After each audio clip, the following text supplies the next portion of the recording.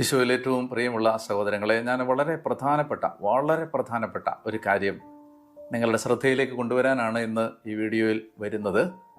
നമുക്ക് April 12, 2026 April മാസം 12-ാം തീയതി നമുക്ക് മലയാള വിശ്വാസ സമൂഹത്തെ സംബന്ധിച്ചിടത്തോളം രണ്ട് പ്രധാനപ്പെട്ട തിരുനാളുകളാണ് പൊതുഞായറാഴ്ചയും ദൈവകരുണയുടെ തിരുനാളും.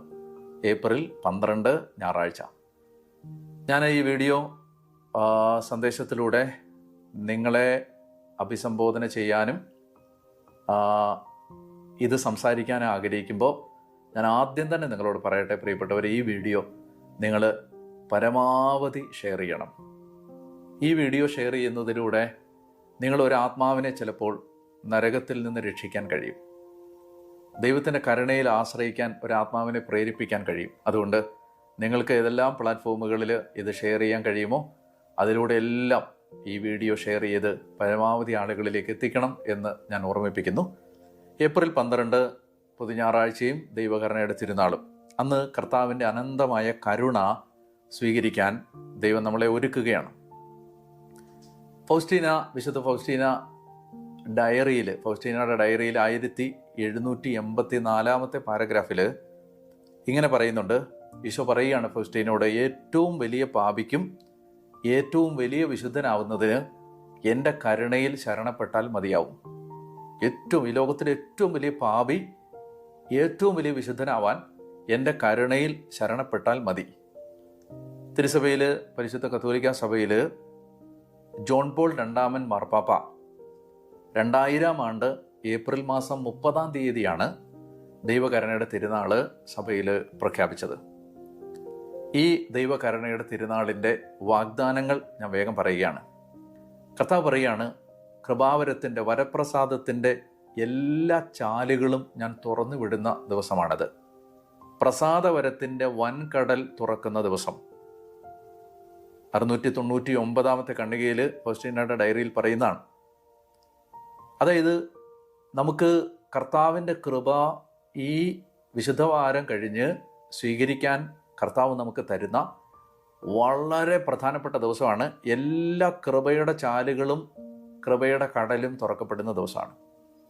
ഈ തിരുനാളിന് ഒരുക്കമായിട്ട് കുമ്പസാരിച്ച്, പ്രത്യേകം ശ്രദ്ധിക്കുക, കുമ്പസാരിച്ച് പാപം ഉപേക്ഷിക്കാൻ തീരുമാനിച്ച് വിശുദ്ധ കുർബാന സ്വീകരിക്കുന്ന ആത്മാക്കൾക്ക് പരിപൂർണ പാപമോചനവും കടങ്ങളുടെ പൊറുതിയും ലഭിക്കും.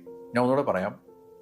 ഈ ദൈവകരുണയുടെ തിരുനാളിന് ഒരുക്കമായിട്ട് കുമ്പസാരിച്ച് പാപം വേണ്ട, ഞാൻ പാപം ചെയ്യില്ല, എനിക്ക് പാപം വേണ്ട, പാപം ഉപേക്ഷിക്കാൻ തീരുമാനിച്ച് പരിശുദ്ധ കുർബാന സ്വീകരിച്ച് പ്രാർത്ഥിക്കുന്ന എല്ലാ ആത്മാക്കൾക്കും ഇന്ന് വരെയുള്ള ജീവിതത്തിലെ സമ്പൂർണ്ണ പാപപരിഹാരവും കടങ്ങളുടെ പൊറുതിയും ലഭിക്കുന്ന ദിവസമാണത്. മാമോദീസായിൽ ലഭിക്കുന്ന കൃപകൾക്ക് തുല്യമാണ് അത് എന്ന് ഈശോ പറഞ്ഞിട്ടുള്ളത് കൊണ്ട് പല ദൈവശാസ്ത്രജ്ഞന്മാരും ഈ തിരുനാളിനെ 2-ാം മാമോദീസ എന്ന് വിളിക്കാം എന്ന് അഭിപ്രായപ്പെട്ടിട്ടുണ്ട്. 2002 ജൂൺ മാസം 29 തിരുസഭ ദൈവകരുണയുടെ തിരുനാളിന് പൂർണ്ണ ദണ്ഡവിമോചനം അനുവദിച്ച് തന്നിട്ടുണ്ട്. പൂർണ്ണ ദണ്ഡവിമോചനം കിട്ടുന്ന ദിവസമാണ്. ഈ തിരുനാളിന് ഒരുക്കമായിട്ട് ദുഃഖവെള്ളിയാഴ്ച മുതൽ 9 ദിവസത്തേക്ക് ദൈവകരുണയുടെ നൊവേന ചൊല്ലി നമ്മൾ ഒരുങ്ങണം. ദുഃഖവെള്ളിയാഴ്ച മുതൽ 9 ദിവസത്തേക്ക് ദൈവകരുണയുടെ നൊവേന ചൊല്ലി ഒരുങ്ങണം. ഓരോ ദിവസവും ഓരോ ഗണം ആത്മാക്കളെ, ലോകത്തിലെ ആത്മാക്കളെ പല ഗണങ്ങളായി തിരിച്ച് ഓരോ ദിവസവും ഓരോ ഗണം ആത്മാക്കളെ സമർപ്പിച്ചുകൊണ്ടാണ് ഈ നൊവേന ചൊല്ലുന്നത്. ഈ തിരുനാളിൻ്റെ ഏറ്റവും വലിയ പ്രത്യേകത എന്താണെന്ന് പറയട്ടെ.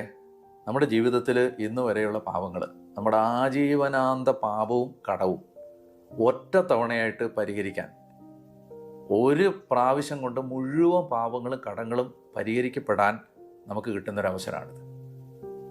ആത്മാക്കളുടെ, ഈശോ പറയാണ്, ഈ ലോകത്തെ ആത്മാക്കളുടെ പാപങ്ങൾ ലോകത്തിലെ മുഴുവൻ മണൽത്തരികളെക്കാൾ അധികമാണെങ്കിലും അവയെല്ലാം എൻ്റെ കരുണയുടെ അത്യഗാധമായ ആഴത്തിൽ മുങ്ങിപ്പോവും എന്ന് പറഞ്ഞാൽ, ഈ ലോകത്തെ എല്ലാ മനുഷ്യരുടെ എല്ലാ പാപങ്ങളും എൻ്റെ കരുണയുടെ അത്യഗാധമായ ആഴത്തിൽ മുങ്ങിപ്പോവും. മനുഷ്യൻ്റെ പാപത്തെക്കാൾ വലുതാണ് ദൈവത്തിൻ്റെ കരുണ. ആ കരുണ സ്വീകരിക്കണം. നമ്മൾ അങ്ങനെ പറഞ്ഞ് ഒരു ഉദാസീനതയെ കഴിഞ്ഞിട്ട് കാര്യമില്ല. ആ കരുണ സ്വീകരിക്കാൻ ഒരു വാതിൽ ദൈവം തുറക്കുന്ന ദിവസമാണ്. അപ്പോൾ ഞാൻ വേഗം പറയുകയാണ് എന്തൊക്കെയാണ് നമ്മൾ ചെയ്യേണ്ടത്. ഒന്ന്, നമ്മൾ പ്രസാദപര അവസ്ഥയിലാണെന്ന് ഉറപ്പ് വരുത്തുക. എന്ന് പറഞ്ഞാൽ ദൈവകരുണയുടെ തിരുനാളിന് ഒരുക്കമായിട്ട് കുമ്പസാരിച്ച് പരിപൂർണ വിശുദ്ധിയിലും കൃപയിലായിരിക്കാൻ ശ്രദ്ധിക്കുക. ദുഃഖവെള്ളിയാഴ്ച മുതൽ ദൈവകരുണയുടെ നൊവേന ചൊല്ലുക. ദൈവകരുണയുടെ തിരുനാൾ ദിവസം, അതായത് ഈ വർഷം നമ്മൾ ഏപ്രിൽ മാസം 12-ാം തീയതി പൊതുഞായറാഴ്ച ദൈവകരുണയുടെ തിരുനാൾ സഭ ആഘോഷിക്കുന്ന ദിവസം പരിശുദ്ധ കുർബാനയിൽ പങ്കുകൊണ്ട് ഈ തിരുനാൾ ആഘോഷിക്കുക. നാലാമതായിട്ട് ദൈവകരുണയുടെ ഛായാചിത്രം വണങ്ങുക. യേശുവേ ഞാനെങ്കിൽ ശരണപ്പെടുന്നു എന്ന പ്രാർത്ഥന ആവർത്തിക്കുക. Jesus I trust in you എന്ന പ്രാർത്ഥന ആവർത്തിക്കുക. അഞ്ചാമതായിട്ട് മാർപ്പാപ്പയുടെ നിയോഗാർത്ഥം ഒരു സ്വർഗസ്ഥനായ പിതാവേ, ഒരു നന്മ നിറഞ്ഞ മറിയവും, ഒരു തൃത്വസ്തുതിയും വിശ്വാസ പ്രമാണവും ചൊല്ലി പൂർണ്ണ ദണ്ഡവിമോചനം പ്രാപിക്കുക. പ്രിയപ്പെട്ടവരെ, ഞാൻ ചുരുക്കിയാണ് പറഞ്ഞത്. നിങ്ങളെ ഞാൻ ഏറ്റവും സ്നേഹത്തോടെ പ്രോത്സാഹിപ്പിക്കുകയാണ്.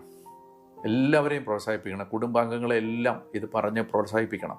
അയൽക്കാരെ, കുടുംബ യൂണിറ്റുകളിലുള്ളവരെ, ഇടവകയിലുള്ളവരെ, ഇടവകയുടെ വാട്സപ്പ് ഗ്രൂപ്പുകളിലെല്ലാം ഈ വീഡിയോ കഴിയുമെങ്കിൽ അയക്കണം. ഇതിപ്പോൾ എൻ്റെ വീഡിയോ തന്നെ അയക്കണമെന്നില്ല. ഈ കാര്യം ആരെങ്കിലും പറയുന്നുണ്ടെങ്കിൽ അവരുടെ വീഡിയോ ഷെയർ ചെയ്തോളുക. ഒറ്റ ഉദ്ദേശം എനിക്കുള്ളൂ, ഇതാര് പറഞ്ഞിട്ടാണെങ്കിലും എല്ലാവരും അറിയണം. പ്രോത്സാഹിപ്പിക്കണം. വൈദികർ ഇടവകകളിൽ പ്രോത്സാഹിപ്പിക്കണം. എടുത്തെടുത്ത് പറഞ്ഞ് ആളുകളെ ഒരുക്കണം. സിസ്റ്റേഴ്സ് എല്ലാ ആളുകളിലേക്ക് എത്തിക്കാൻ ശ്രദ്ധിക്കണം. ദൈവ ശുശ്രൂഷകർ, മിനിസ്ട്രികൾ, ശുശ്രൂഷകൾ എല്ലാവരും ശ്രദ്ധിക്കണം. പ്രിയപ്പെട്ടവരെ, നമുക്ക് 2026 ഏപ്രിൽ 12 ദൈവകരുണയുടെ തിരുനാൾ ലോകം മുഴുവനിലുമുള്ള എല്ലാ വിശ്വാസികളും വളരെ ഗൗരവമായിട്ട് എടുത്താൽ ഒരുപാട് പാപമോചനവും കടങ്ങളുടെ പൊറുതിയും ലോകത്ത് കിട്ടും. നമ്മുടെ ജീവിതം മാമോദീസ തൊട്ടിയിൽ നിന്ന് പുറത്തു വരുന്ന ഒരു കുഞ്ഞിനെ പോലെ പൂർണ്ണ വിശുദ്ധിയിലും പൂർണ്ണ നൈർമല്യത്തിലും ഏപ്രിൽ 12 പുറത്തു വരാൻ കഴിയും. ദൈവം നിങ്ങളെ അനുഗ്രഹിക്കട്ടെ. എനിക്ക് വേണ്ടി പ്രാർത്ഥിക്കണം. എല്ലാവർക്കും അനുഗ്രഹീതമായ വിശുദ്ധവാരവും അതുപോലെ തന്നെ ദൈവകരുണയുടെ തിരുനാളും ഞാൻ ആശംസിക്കുന്നു. മാർത്തോമാ ശ്ലീഹ എൻ്റെ കർത്താവേ, എൻ്റെ ദൈവമേ എന്ന് പറഞ്ഞ് വിശ്വാസം ഏറ്റുപറഞ്ഞ് ഈശോയുടെ തിരുമുറിവിലേക്ക് ചെന്ന് അഭയം പ്രാപിച്ച ദിവസം കൂടിയാണ്. അതുകൊണ്ട് അതിനേക്കാൾ ഉത്തമമായൊരു ദിവസം എന്നാണ് നമുക്ക് മാർത്തോമാ ശ്ലീഹായുടെ സുവിശേഷം കേട്ട് യേശുവിനെ അറിഞ്ഞ നമുക്ക് അതിനേക്കാളും വലിയ ഒരു നല്ല ദിവസം ഏതാണ്? ദൈവകരുണയുടെ തിരുനാൾ ആഘോഷിക്കാൻ. ദൈവം നിങ്ങളെ എല്ലാവരെയും അനുഗ്രഹിക്കട്ടെ.